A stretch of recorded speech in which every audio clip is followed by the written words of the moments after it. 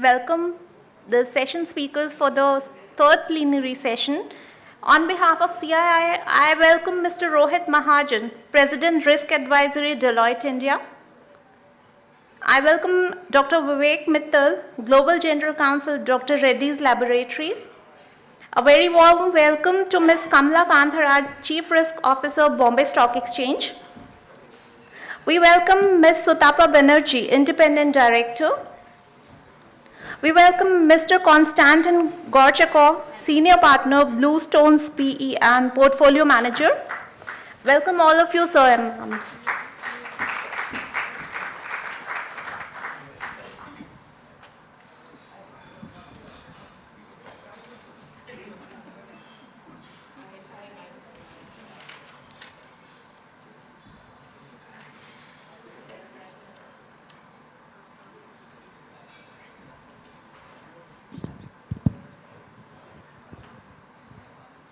Should we start, or should we start? Thank you.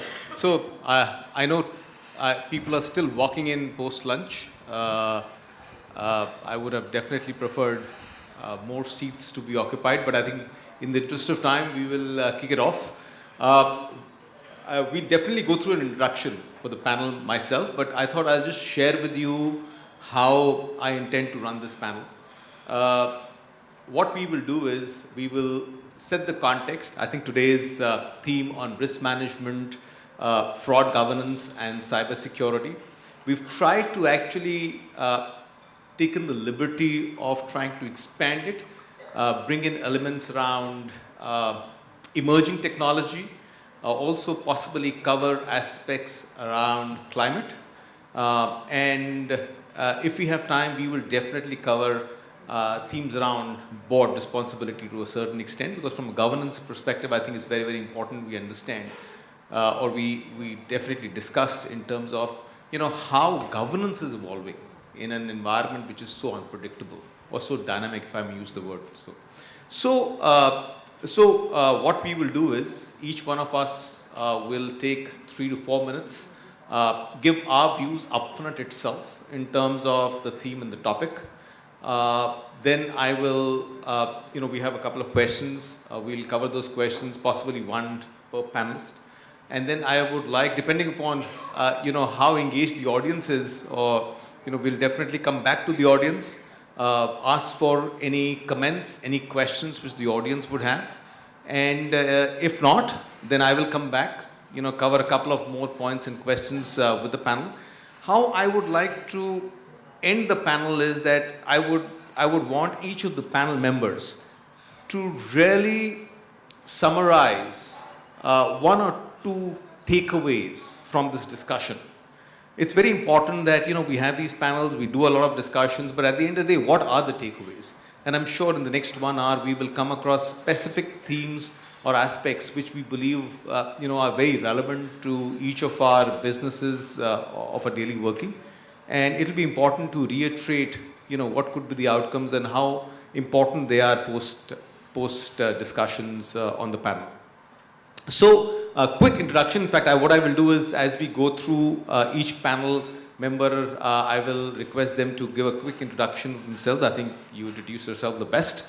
So I will talk about myself, introduce myself. I'm Rohit Mahajan. I head the risk advisory practice for Deloitte, India. Will be moderating this session, and I will take a couple of minutes to really set the context. And I wanted to start with this entire aspect and concept which we've always talked about, or I would say commonly talked about, the VUCA world. Interestingly, just the way we've seen the environment transform over the years, the very VUCA world is also transformed. I think now it's called the Barney world, which is brittle, which is anxious, which is non-linear, incomprehensible. So I think this is the new world which we are living in. The Barney world is definitely very, very unpredictable, or I would say increasingly unpredictable, which leads to the unpredictability of what can go wrong, or the business risks which today corporates will be exposed to. In fact, we've lived in the last few years on the edge, and you could relate to some of the risks, whether it's on with respect to pandemic, whether it's with respect to supply chain disruption. There was a lot of discussion and is a lot of discussion around climate. We've seen aspects around social media risks, business resilience, cyber. I can keep going on and on and on. You know, the interesting part is that each of these risks have actually impacted a lot of organizations and actually put them off balance. Now, it is very evident that today risks have become uncertain, they are complex, but they are pertinent. They're very, very pertinent. And if I just use some stats or some data, you know, I also do a lot of work around cyber, so I'm pretty passionate about it. You know, globally, the global economy has lost more than $8 trillion. In fact, that's predicted by 2023, within this year itself. They'll lose more than $8 trillion because of cyber attacks. In fact, by 2025, they predict that it will be more than $11 trillion of losses, which the business of the industry will suffer. In fact, the pandemic itself, the global economy had an impact of $16 trillion. And when we look at climate change, if it's unchecked, the belief is that it will impact the global economy by $178 trillion in the next 50 years. And when I look at India, I know one of my colleagues here is from the healthcare industry. You know, the healthcare industry is the second most cyber attacked industry in the world, following the US. And you know, recently Lok Sabha was informed that India is the third most network attack affected country in the world. In the last 6 months of FY22, there were 700,000 attacks reported, cyber attacks reported, which works out to almost around 3,700 attacks a day. So that's the scale of risk which we are talking about, right? There is unpredictability, there is complexity, there is aggression, right? And how do organizations respond? I personally believe traditional risk management is failing. Today, there has to be more agility, there has to be more collaborative culture, there has to be more social conscious leadership, there has to be much more balanced board composition, and organizations need to start thinking and leveraging emerging tech. You know, when I talk about technology, you know, the paradox is that technology is used, and in cyber parlance, to protect from cyber attacks. In fact, hackers use the same technology to identify vulnerabilities in threat detection models. Right. So today, organizations are getting challenged to understand: do they double down on emerging technology and start leveraging to identify and define new business applications, or they step back and wait and watch and understand what are the risks and rewards of the emerging technologies, be it AI, 5G, edge, quantum computing, whatever it might be, right? So there is a dilemma there. So the risk definitely has a new face, and the interesting part is this face keeps on changing with times, and that's something which the organizations are trying to grapple in terms of how do they respond. So I think in today's panel, we will talk about all these aspects. We will talk about the response of organizations. We'll talk about how organizations maneuver the Barney environment and still make sure that they maintain the competitive edge. We will also talk about how organizations need to make sure they become more agile, more proactive rather than reactive. So I think I will hand over this mic to Sutapa. If you can just quickly give some thoughts of yours. Hi, good afternoon. Happy to see a number of people back from lunch. So hopefully one will keep you alive and awake. And, you know, I'm going to actually talk a minute or two about my experience, because I'm going to weave in multiple things from that, and that's the reason for going into it. And hopefully leave you with 1 or 2 or 3 insights which you may not have heard of earlier. That's my intent, and let me know if I'm not able to do that. So while I've been a fairly straight-jacketed banker across 2 multinational banks, setting up different businesses for about 24 years, I quit all of that and went to Harvard to study after 25 years of working. And I did a fellowship in a subject which, to my surprise, I didn't know during my entire full-time employment, has immense applications to the corporate world, to its policies, to its practices, and most importantly, to decision-making under uncertainty, right? And the subject that I studied was behavioral economics, which essentially, I'm an economics undergrad, turns economics on its head by saying human beings are not necessarily rational when they make decisions, right? And both noise and bias, and I will weave that in as I speak about, comes into play. So I taught a course on that at IIM Ahmedabad to the postgrad students as an elective for a couple of years as a visiting faculty. And today I sit on a bunch of myriad boards because, and I want to stress that because they really vary. And I've actually started to move out of financial services to get into boards. So it's internet marketplaces like Zomato, Godrej Properties, JSW, so some of the traditional companies, some of the new age companies. There's a drone manufacturing company that I just got on the board of. There's a space tech company.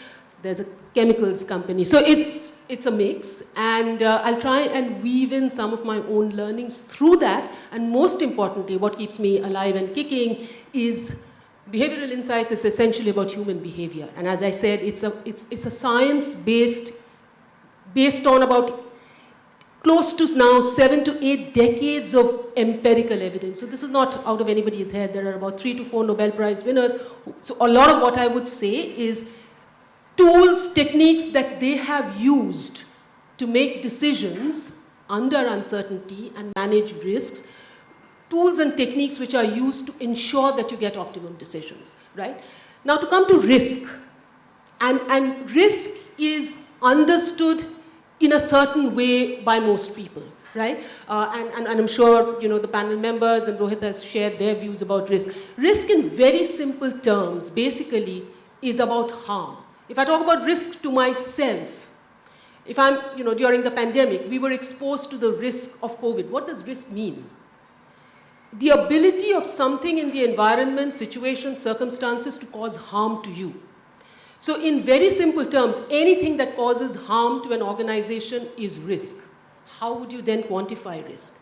It's the probability of that harm happening multiplied by the size of the impact, right? So in simple terms, in COVID, what was it that was causing harm to us? It's basically the probability of that germ coming to us or entering us and the size of the impact.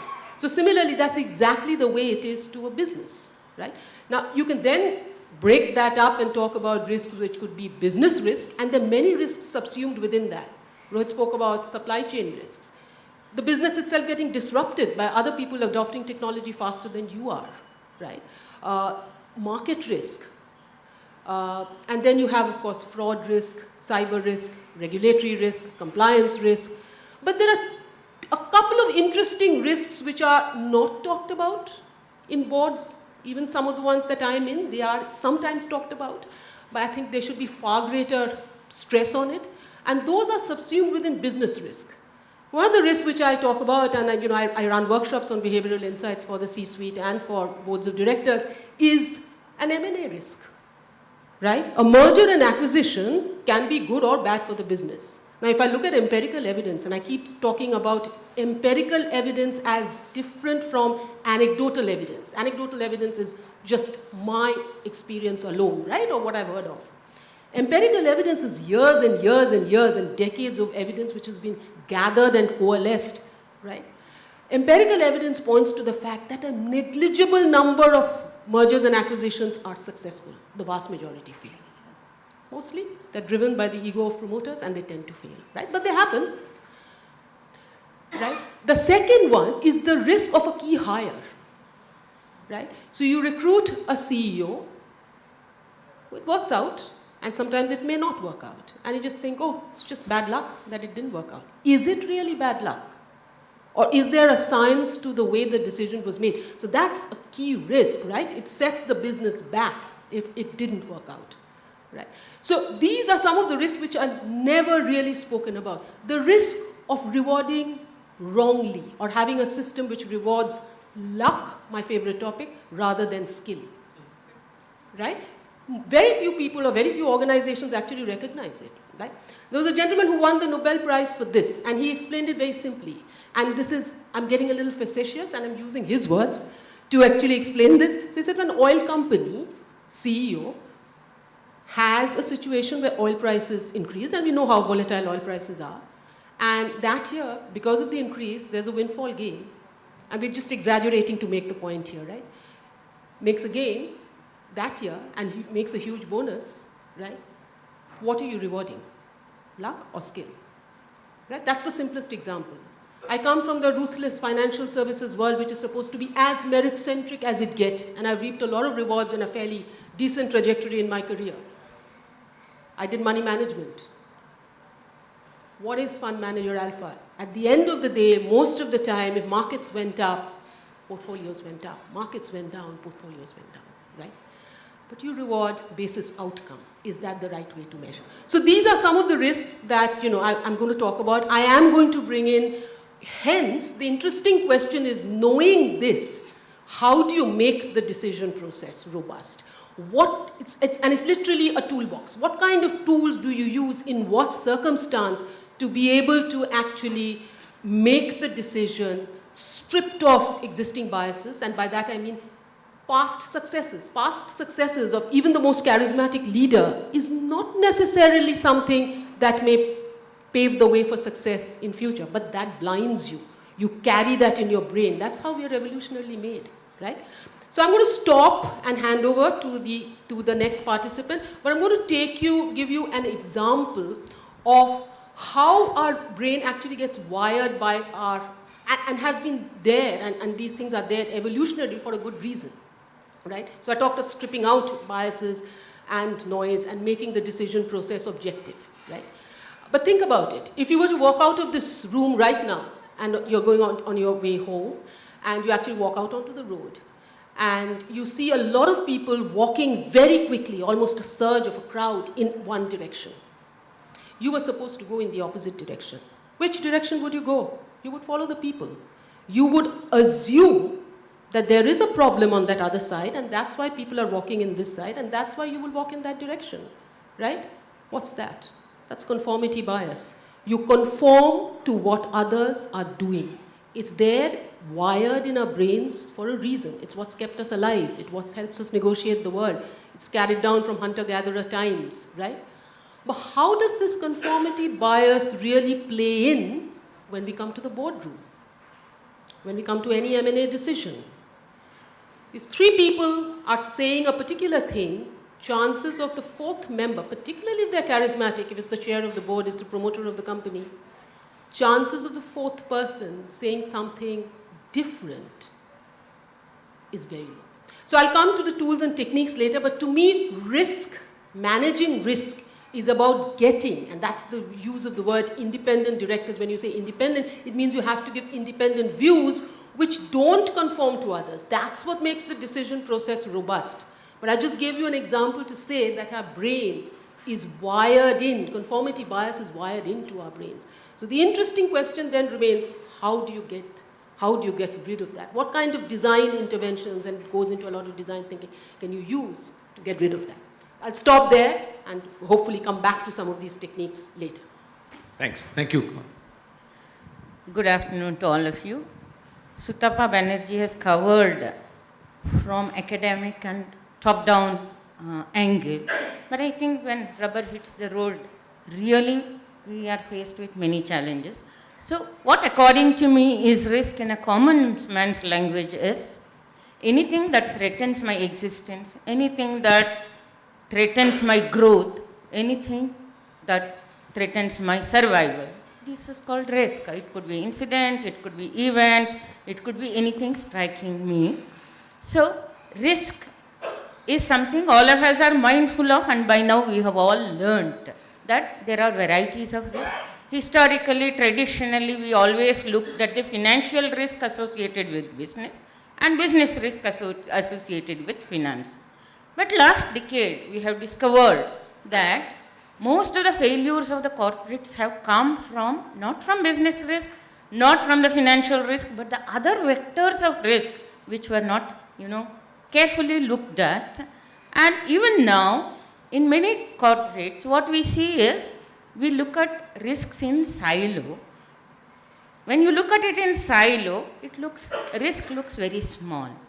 But when you aggregate the risk across various vectors, you are taking disproportionate risk, which when you see in isolation, you may not realize. And last couple of years have also made our generation see 10 sigma event like the world war, Ukraine versus Russia war, the pandemic, which otherwise we were not geared up for. And that brings to highlight that how much ever we are planned on risk, there will always be an element of unknown risk. So known risk versus unknown risk. If we have tools and technology to plan all the known risk, then we'll have buffer on our hand to cope with the unknown risk as and when it emerges. So to me, enterprise risk management is the need of the hour, and many good corporates are already looking at it that way. So enterprise risk management encompasses all dimensions.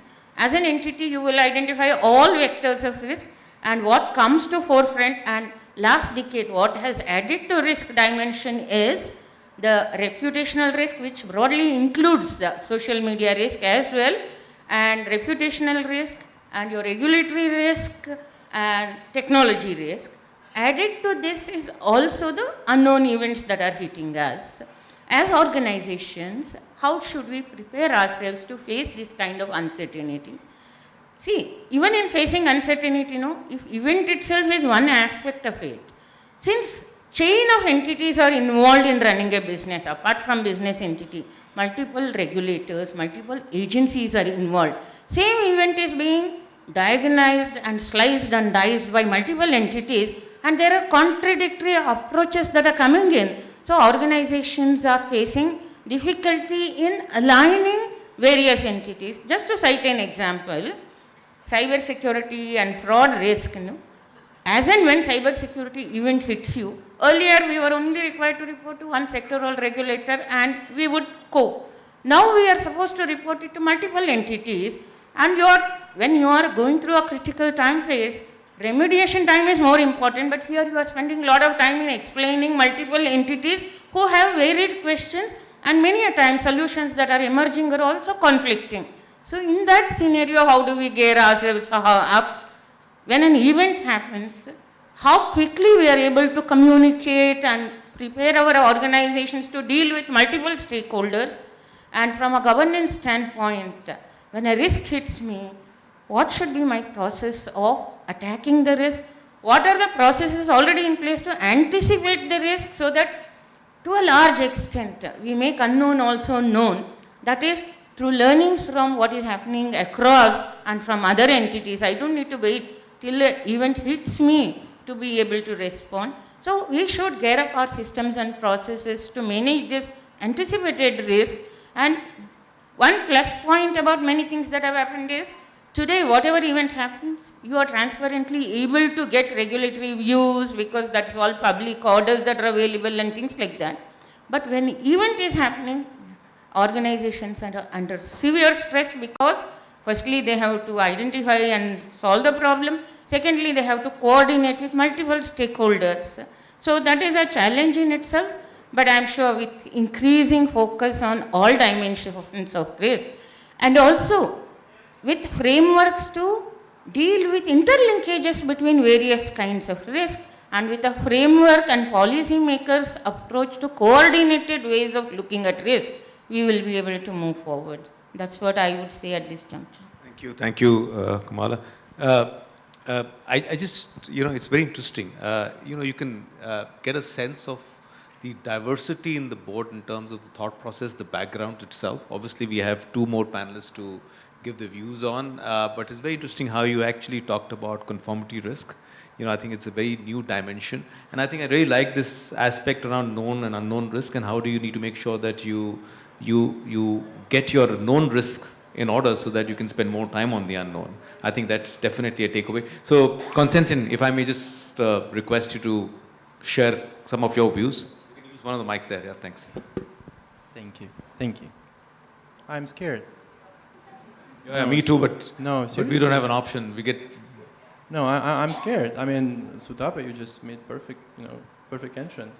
And then Oh, she- Kamala as well. Yeah. She took away your The script. problem, you say, She took away your script. we are managers, we are stakeholders, and we are decision makers, and we have to make our decisions. But so many domains are involved. I mean, your personal domain, I mean, your family, and then you have responsibilities and so on, and then you're a board director, somewhere in several companies. And this is not your life. I mean, this is life of thousands of people. Okay. And in the end of the day, what do? We're guessing. To be honest, working with risk management, you understand that in the end of the day, even having some quantitative approaches, we're guessing what it will be. Approximately 0.7, maybe 65. Just talking the mic. Yeah. So the thing is that we, as managers, we have to get like the real tool. I mean, we have to find the way how to find. I mean, the pattern we follow just to feel ourselves on track. Okay. And I'm the fund manager, yes, so I'm responsible for several projects, not only in India right now. And plus to this, I'm a practitioner. I've started from nothing. There was one question from someone from there, how to be here, just work hard, you'll be here. But the problem that to stay here means you have to, let's say, hold responsibility, not just for money, okay, you can earn money, but this is people's life involved. And then, yes, I'm also project manager, so I have to, meet some expectations and so on. So, and then, these emerging technologies, we're talking about them right now, this is session. What about this session? Okay, this is risk management, this is fraud governance, and this is cybersecurity. Okay, sounds cool. I mean, buzzwords, but let's add up something like artificial intelligence, it were mentioned here, machine learning, I don't know, neural networks, blockchain, okay. And the thing is, good thing that I'm an engineer, so I know how to at least start with it. And sorry, I will overtake you with some practical things, okay? Sorry, I know you want to do this. So, what's the thing?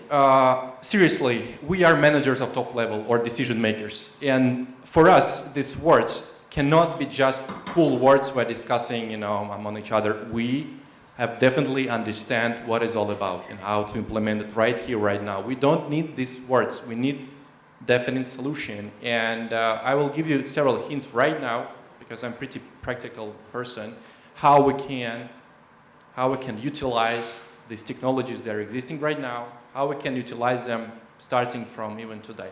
Let's start, the major problem for us, for managers, is the information, because we don't need biased information, we don't need interpreted information, okay? So we need information like it is, but information is always get converted, always get processed in every stage. So in the end of the day, when we discuss something on the board of directors, we can hardly tell this is the initial data. It always corrupted or something is happening. So the technology like blockchain, you heard about it, helps us to maintain this purity of the information. And the practical let's say, solution and practical utilization of this technology is the intellectual property. We can go further, but I'll just explain you on this example.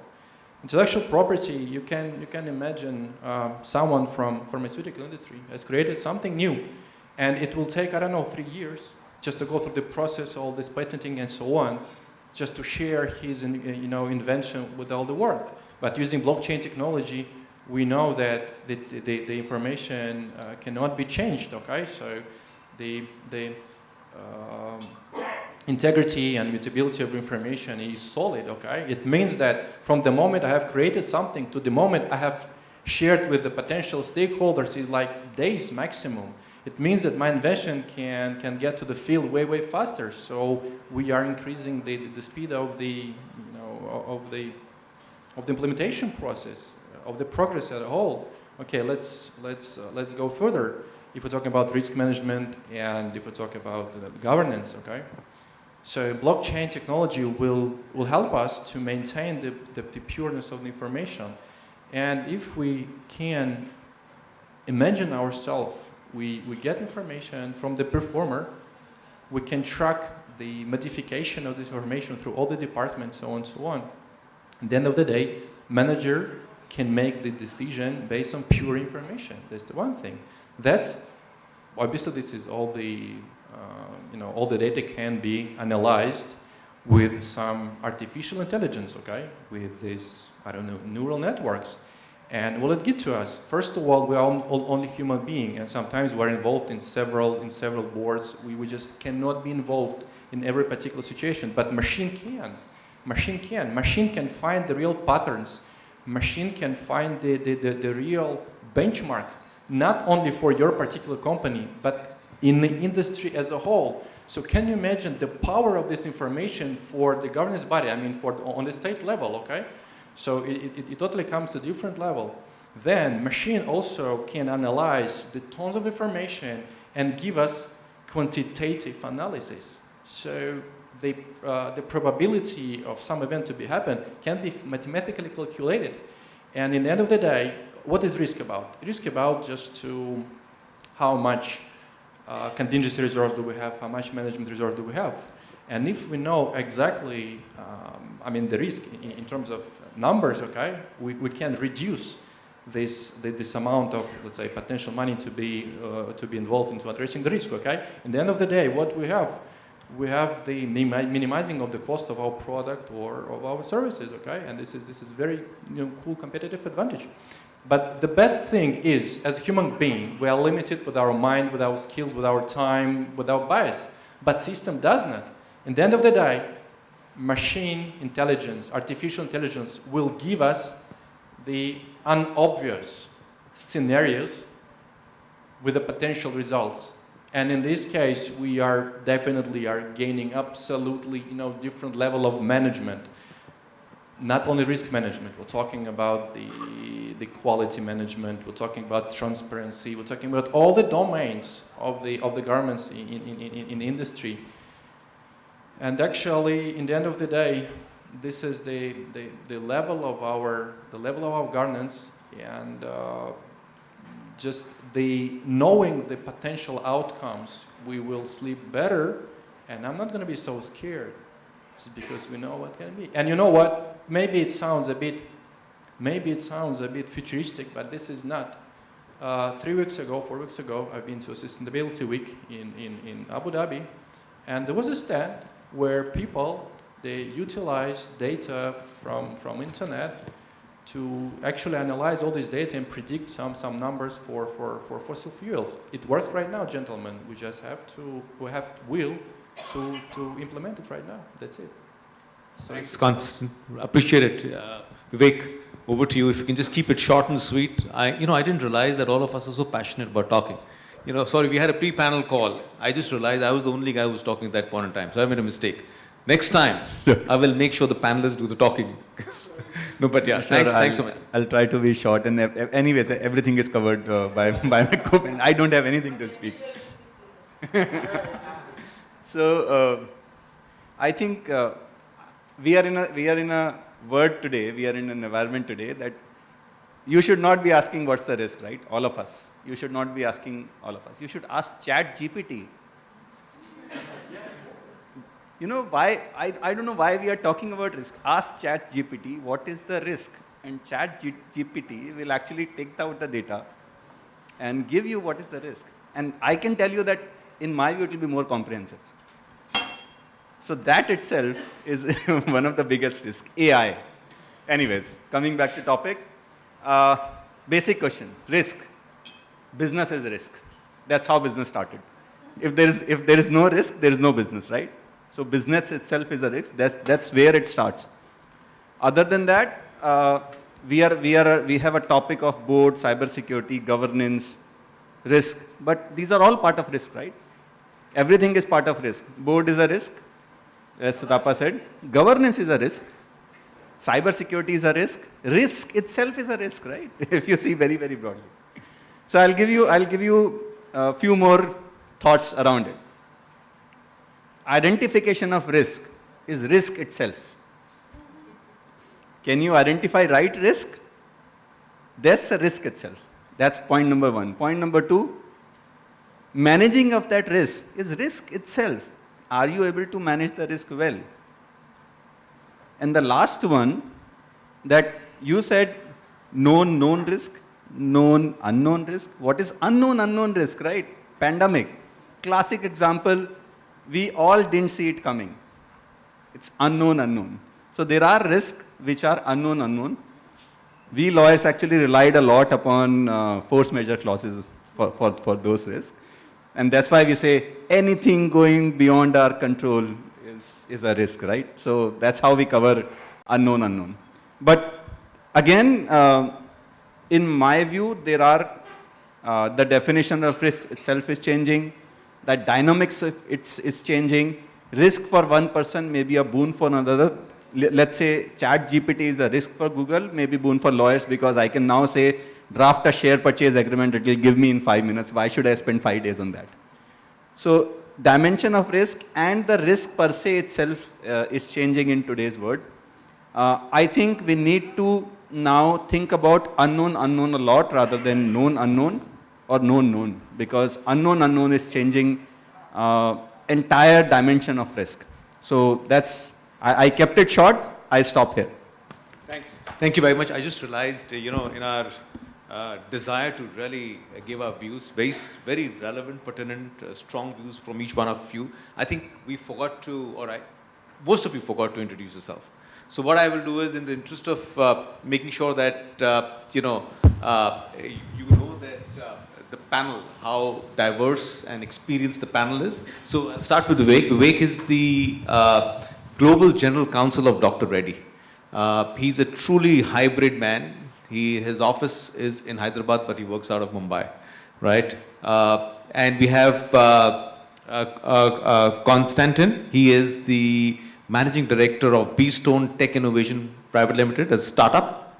No, it's not startup, it's actually our, basically... 30 seconds, huh? Yeah, basically I'm the fund manager, so we you're are the fund investing manager. into different projects. Okay. But in India right now we have several projects, and I'm the head of this company right here, just to start this project. Thanks. That's it. Thank you very much. And then we have Kamala. She's the Chief Risk Officer for Bombay Stock Exchange. And Sutapa is the Independent Director. She's on the boards of Zomato, Godrej Properties, and JSW Cement. Right. So yeah. So what I will do is I will quickly run a round of questions, building up on the discussion, and then I'll actually open it to the floor, because I realize that I think we are running out of time. My request to the panelists is if you can just keep your responses very crisp, to the point. Let me start with you, Kamala. You've talked a lot about known, unknown. I think Vivek did talk about. In fact, as a consultant, I can tell you one of the questions which clients ask us: can you tell me the unknown, or can I know the unknown? Right, which is always a challenge. But having said that, what macro risk factors should the Indian C-suite watch out for? Let's say in 2023-24. Again, you talked about unknown. So, any thoughts around that? See, unknown by definition is unknown, so it is anybody's guess. But having said that, nothing builds up overnight. So, how do we gear ourselves up to identify risks coming at an early stage? Early catcher can always fix the problem in a more meaningful way. So, whether we as an institution are geared up to spot these risks coming. I can quote an example as well. When this COVID issue started happening, there were many who said, "Arey, India ko kuch nahi hoga, why are we worried?" But there were many organizations which quickly geared themselves up, got required number of laptops, facilitated their employees to work from home, all that happened. People who were late catchers were faced with the challenge of not getting enough laptops, lead time, procuring and things like that. So early catchers have an advantage. So how do we create an environment in our organization where these risks need not necessarily be seen only by the top person. It can be seen by anybody. So how do we have within our setup ecosystem where anybody spotting risk, we are able to identify at an early stage? I think that is the first thumb rule that I would apply. From an external world, what kind of risks are coming? We are flooded with information. It is just that we don't have the analytical capability to study and say, okay, these risks are going to be more impactful than the other risks. So geopolitical, of course, now all of us know, if a war-like situation comes, it has not come overnight. It is built up over more than a year. We're all conservative people. We think extreme bad won't happen. There are so many people in the world, they will make sure that war doesn't happen. These are the blind beliefs that we carry. So how do we remove these biases and see? We are from capital market. In F&O, we have got a margin called a span, which runs on a model. It only builds 16 scenarios. What if this happens? What if second happens? What if third happens?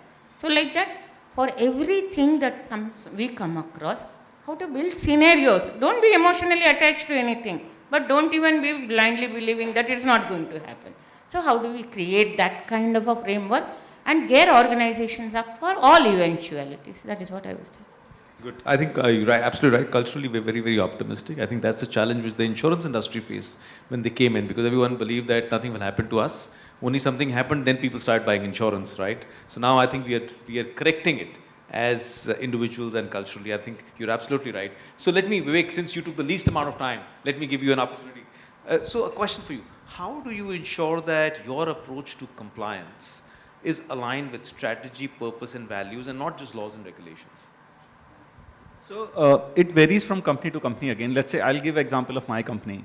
We build in risk, governance, compliance into our purpose as such. So let's say our purpose is good health can't wait. When you go back and define good health can't wait, then we will try to say that good health can't wait. How can it wait? If good health is waiting internally, that means it could be because of some risk. Then we define the risk. Then we say that because of these risks, we'll not be able to approach the market earlier, or we'll have to withdraw from a market. Just to give an example, bribery itself is a risk. If in any country there is an annihilation of bribery because we are US listed company, then we'll have to withdraw from the market. That means that risk is that we will not be able to make our products accessible to the people in that country. So it is actually embedded in our purpose. What additionally we do, we actually do a lot of activities. We embed in our policies, so we have our code of conduct. We embed in our performance appraisals. We actually embed in our board discussions specifically. So I think we are doing multiple things to embed it. It's not only compliance with laws, it's also compliance with ethics, it's also compliance with people's expectation. It's also, just to give an example, diversity. There's no law which suggests today that you should be diverse, you should be inclusive. Especially, let's say take an example of LGBTQ. There's no law which suggests, but we are taking up those initiatives that how can we take disables in our company, how we can be more inclusive in relation to LGBTQ community. How can be, the inclusivity definition should not be restricted to men and women, right? It should go beyond that. So all of this we are trying to embed in our company's policies, in our ethos, in our governance, and this is normally a boardroom discussion for us. So answer is that unless you embed it into your policies, processes, thought process, purpose, it will remain a talk, and you will not be able to do it by the spirit, but you will be only able to comply with the letter, and that's not the compliance. In my view, compliance is always with the spirit and not with the letter. I'll stop here. Thank you, well said. So, Sutapa, let me come to you. Since you're on the board of multiple companies, some of them mature, some of them are new age companies, is there a difference in the way the board emphasizes on risk, compliance, governance, when you compare it with, let's say, or difference between established companies and new startups?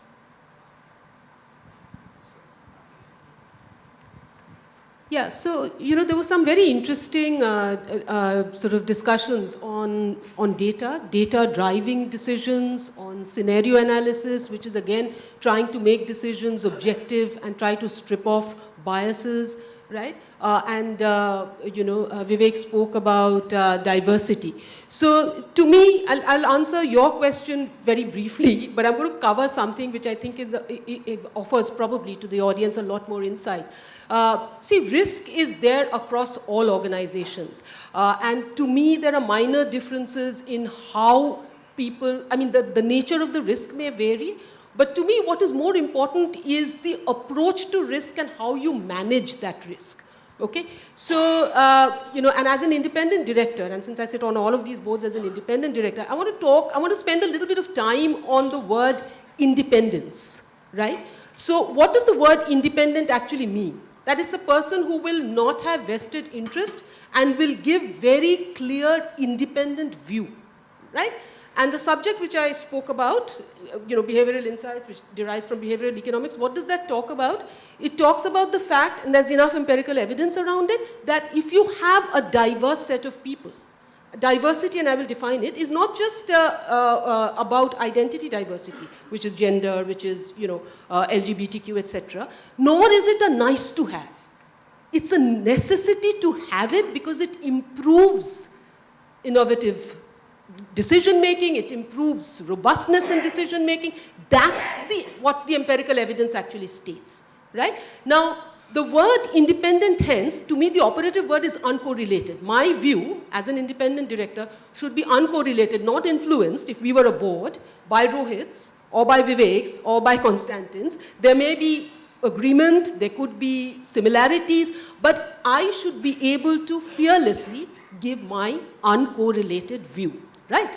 Now, if we all come from the same set, you just don't want to use the same old cliched words like old boys club or whatever, but if you're all going to have a drink at the club at the end of the day, and you've all had bonhomie, and to me my most hated word today after all that I've studied for the last 8 years is the word fit.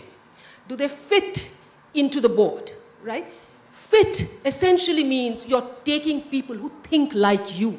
We have what's called the likeness bias. We like people who are like us, right? So the idea is to get away from that, right? And diversity is essentially, and let me give my own example. After 24 years of being a banker, my gender alone does not make me think differently from a banker. Today I think differently because I've got tentacles in the non-profit world, I've got a reasonably sort of big tentacle in the academia. All of these are silos, right, in our country and in most countries. But the confluence and the intersection is what makes decision-making interesting because you imbibe from all of them. But if you can't I strayed into it by accident, right? I got bored and I just moved out of one and went to the other. If you don't have too many such people, what you should have in the board, and I believe also in senior management, is cognitive diversity. The people who have the ability to think differently. Where does that come from? It certainly comes to a certain degree from identity diversity. Women, because social conditioning is different, even though the brains are not different. It comes from LGBTQ. It also comes from occupational and age diversity, right? So I'm actually moving into the board composition piece, which to me is very, very interesting and important because every board that you are on, you will have chartered accountants and bankers who will take care of the audit committees, etc., the finance part, right? And you will have domain expertise. So an FMCG company will look for FMCG expertise even on the board. Why? The whole idea of innovation is cross-domain expertise. The whole idea of being able to see risk differently is people from another domain. That's how, the most interesting innovations come from. The person who actually, and I'll end with that, person who actually spoke about behavioral economics, brought it mainstream, is a renowned psychologist called Daniel Kahneman. He's not an economist. He won the Nobel Prize for Economics in 2003. So I just stopped there because I think that's what is lacking. And one of the things which cuts or mitigates conformity bias, which is really the reason why, say, any of the scandals you look at, whether it's NSE, whether it's any of the older ones, right, it is very, very interesting and very sort of, there are experts on all of those boards. Why did it still happen? It doesn't surprise me. I was, people told me, how is it that you're not surprised? I'm not. Because that's the whole thing. If you have three very charismatic people saying something, the fourth person is very likely to agree. And that's where scenario planning, that's where questionnaires, that's where structured risk approach or a structured approach to anything really becomes important. Sorry if I've taken it. No, that's fine. I think you've given a very different dimension, leveraging behavioral insights in really defining risk and how do you respond to risk. Let me come to you, Konstantin. I think quick one. Emerging tech will power the world in 2023 and 24 and onwards for sure. Now, which one tops your list to stay ahead of the curve and secure competitive edge in the market? So which are those technologies which you believe which will become very relevant? And if you can just spend maybe a minute, not more than that, in terms of, in terms of what could be the risks which newer technologies could expose the business world to? Okay, I will try not to take too much time. First of all, I totally agree with Vivek. We do not know, we do not know. We don't know these risks, okay, and we have no idea. So continuous improvement is my answer. Continuous improvement in every domain what you're doing. Okay, getting back to new technologies. First of all, we are vulnerable to, all these countries right now, we see vulnerability to energy, okay, right now, and we have to defend ourselves. So first of all, what should we do? We choose to improve our industry, to minimize the consumption of energy. This is the first thing. The second thing, we absolutely have to do the distributed generation of power, because we are losing on transmission. Next thing, obviously, renewables. Must have, okay, we have power, we have solar, we have wind, we have tidal, whatever, but we need something new. We need something new. And when I'm talking about renewables, I'm not talking about energy, I'm talking about chemistry as well. Okay, you have a bunch of power. How can you create a vehicle out of power? You cannot. So this recycling of the materials should be there. And we are coming to the concept of circular economy. It means that we are producing, we are consuming, and we are recovering the same amount of resources. And this is the major thing. That's how we come to ESG, because ESG is all about these domains. And basically what we're doing, we are investing our own money and attracting other money, investing into these particular technologies. And I'm proud to tell that we do this in Russia right now, and we will show some technologies in India for these particular purposes. If someone is interested, I can talk separately. Sure. Continuous improvement, this is my answer. Right, okay. So I think, let me just open it to the floor. I know we have just 7-8 minutes left. Any questions, any suggestions? Yeah. Can we have the mic, please? Yeah. Thank you for a very good discussion. But, by talking more about risk, we have actually risked not touching fraud governance, which is one of the points on the panel at all. So can the panel give views on fraud governance? So, Vivek, would you like to talk about fraud governance, specifically fraud governance? So companies like us, I can talk from my own experience. I think identification of fraud, whistleblower policy, investigation, CAPAs, you need a specific policy for it. The way we are heading these days is identification of fraud is becoming very, very important. So I was reading some article some time back on specifically fraud. I think globally companies lose about 5 to 6% of their profit towards the fraud globally. The kind of magnitude we are talking about is humongous. And that's why companies like ours are investing a lot, first of all, having policy around it, that how to identify the fraud. So let's say audits or documentation or checks or maybe post events checks or surprise audits. We are doing it. We are also emphasizing a lot on whistleblowers, specifically in relation to fraud, because what we believe is that fraud normally comes out of either internal audit or comes out of whistleblowing policies or whistleblowers.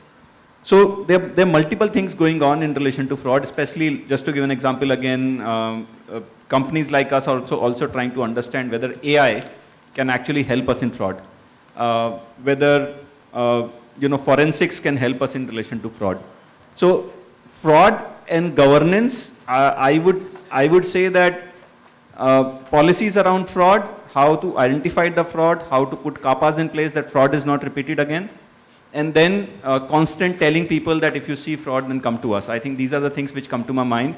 If you have any specific in mind, happy to talk because we are doing a lot of things around it. Thank you. Yeah, thanks. I think you wanted to say something? Yeah. So, fraud actually, first is the design of processes and the control points that we have put in the framework. And nothing is foolproof. If nth minute something else occurs, how quickly we are learning from it and fixing the processes and controls. Second is when you encounter fraud, what kind of demonstrative deterrent action and how you are passing on those messages within your system. Thirdly, at what level this is all getting reviewed. See, very rarely we have found audits flagging of frauds of serious nature because they are already mandated with so many other responsibilities. Audit is not an investigative function. So what else? Third party checks on various things.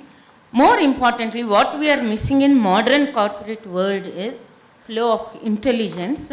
Whistleblower to some extent has addressed this issue, but culture within the organization, how silence should not be rewarded, people who are speaking up should be rewarded, all these will go a long way in fixing the issue is what I think.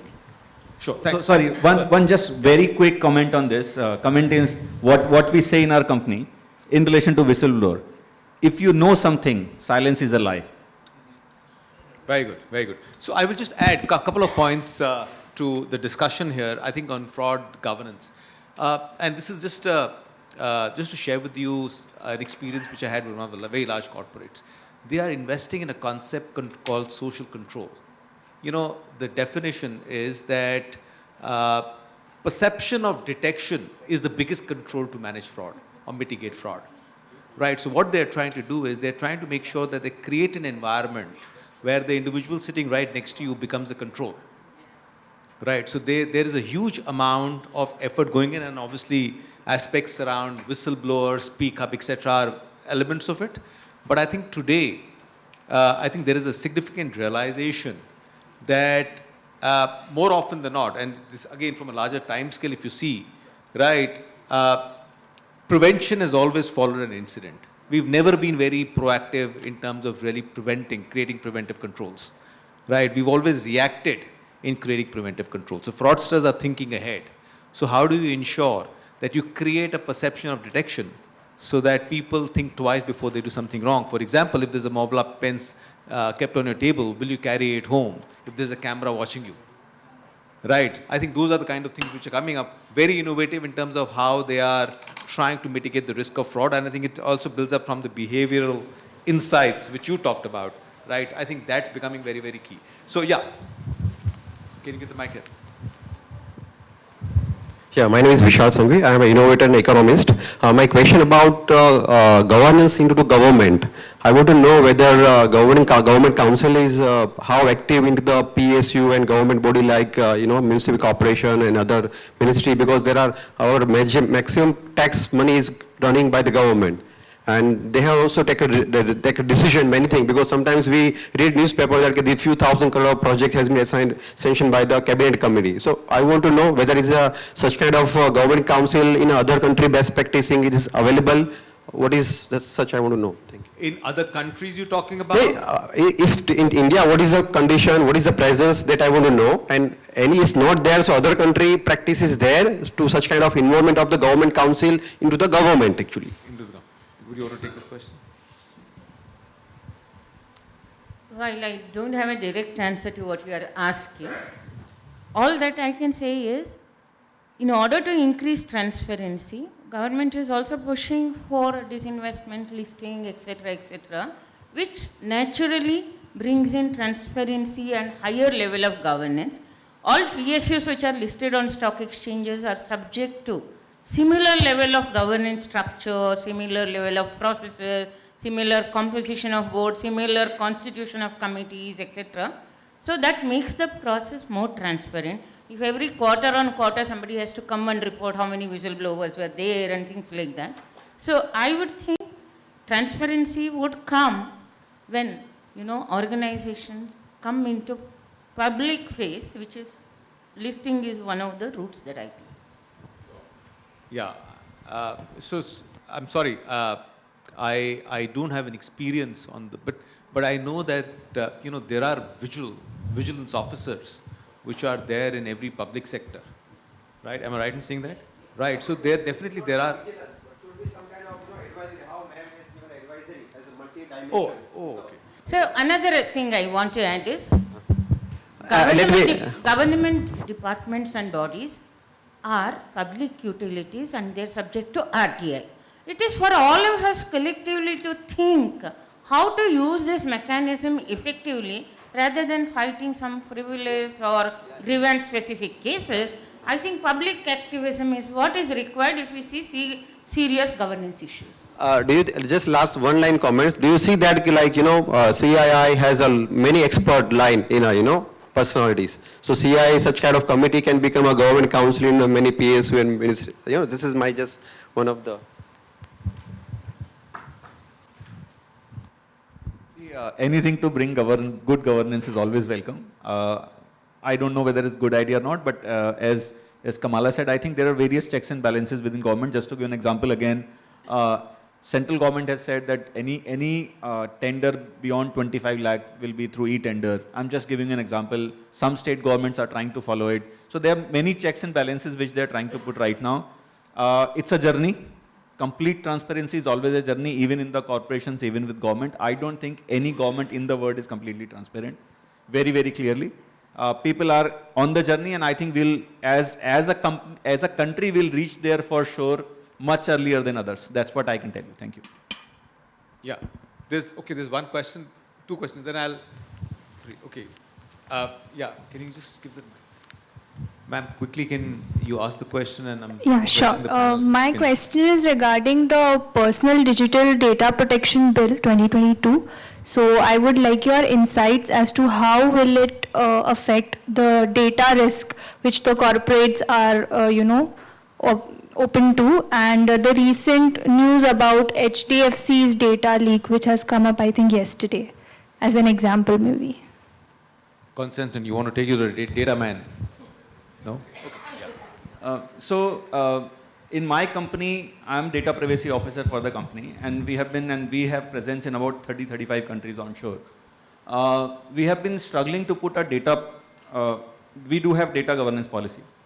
We do have data privacy policy.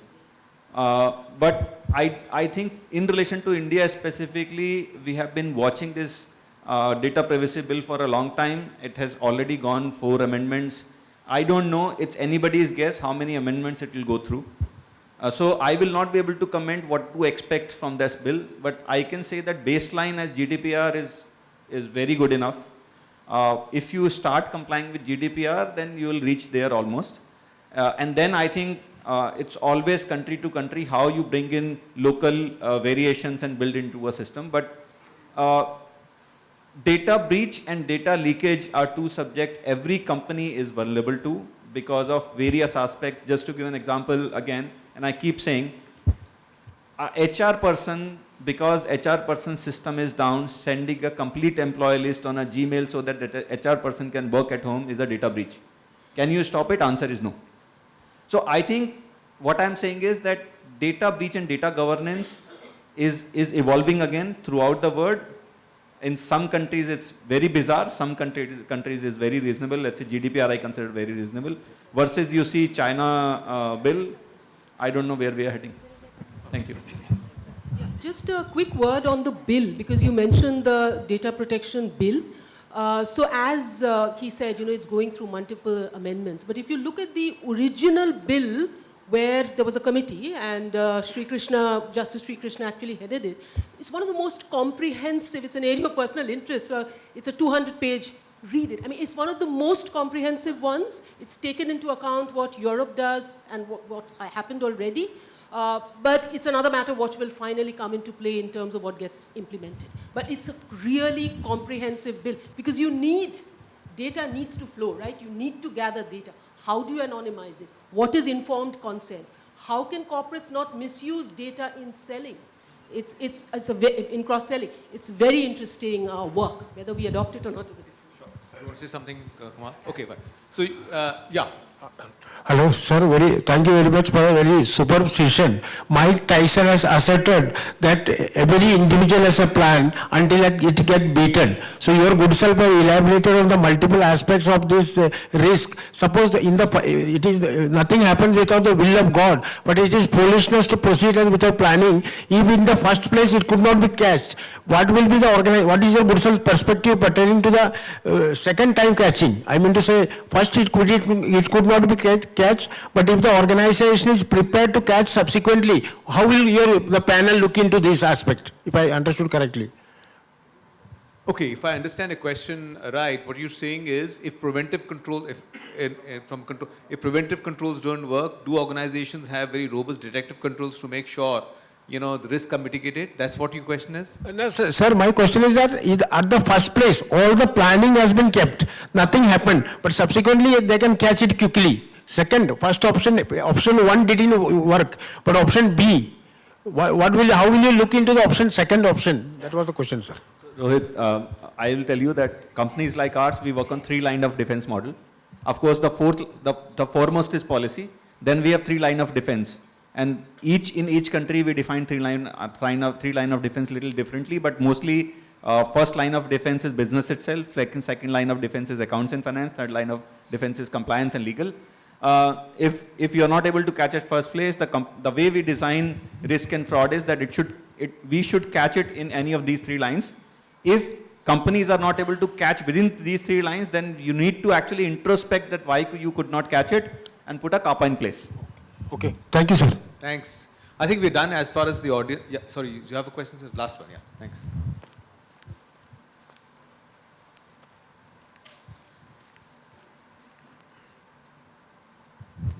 So, as the panel said that the diversification is a very good concept, but I wanted to know in the board if there is a diversified views, many, and at a time when the decision has to be made quickly either way, this way or that way, and will the diversification will slow the process of to make a decision quickly? I spoke at length about diversity, and one of the important things is if it's a decision which is to be made at the board, chances are it's a key decision, right? So the time that you spend on a decision should be commensurate with the criticality of the decision. That's number one, right? So if it is a non-critical decision, then analysis paralysis is of no use.